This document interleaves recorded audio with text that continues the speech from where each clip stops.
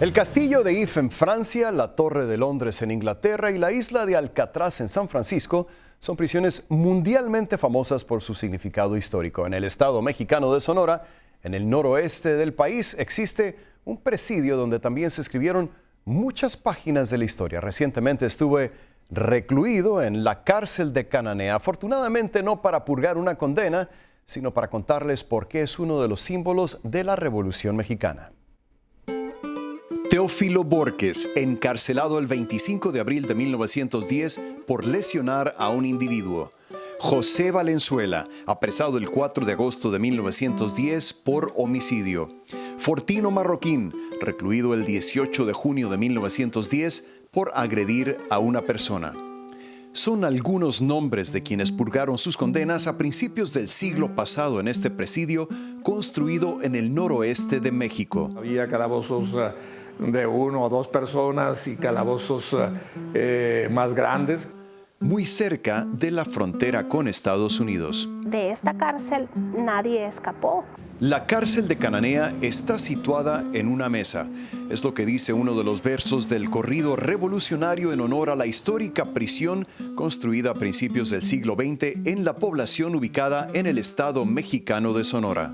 Sus muros, su historia, por ejemplo, aquí pues estuvo recluido Esteban Vaca Calderón, Manuel M. Diegues. Ambos líderes obreros y posteriormente revolucionarios cayeron en la cárcel de Cananea en junio de 1906, como consta en el libro de ingresos original. Lideraban un movimiento obrero inspirado en parte por el Partido Liberal Mexicano que se sublevó en 1906.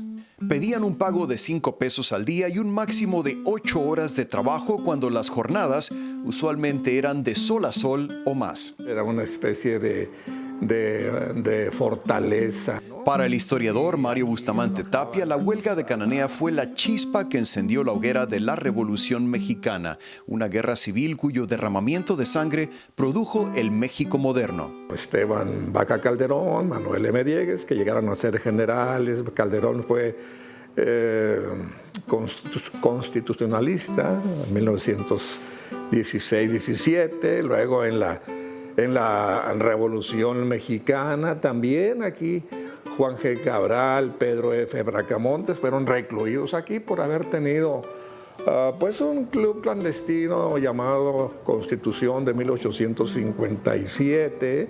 Estos viejos muros sirvieron como cárcel durante 76 años, de 1903 a 1979.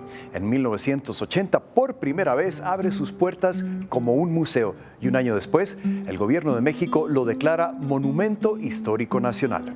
Este edificio también era una cárcel para mujeres. En las fotos podemos ver cómo estaban ellas en la planta alta del edificio y no había celdas, eran los puros cuartos. Ni rejas, ¿no? Ni rejas. En 1910, María Guadalupe Gastelum fue encarcelada por lesionar a una persona y Regina Miranda por robo. ¿Es cierto que de esta cárcel nunca se pudo escapar un prisionero? Nunca nadie se escapó de aquí.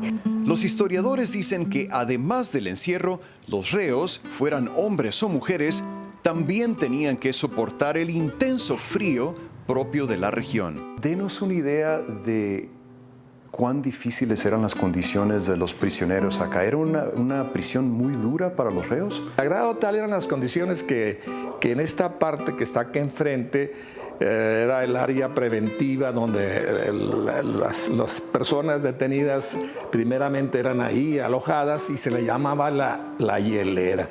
Ya podrás suponerte el porqué.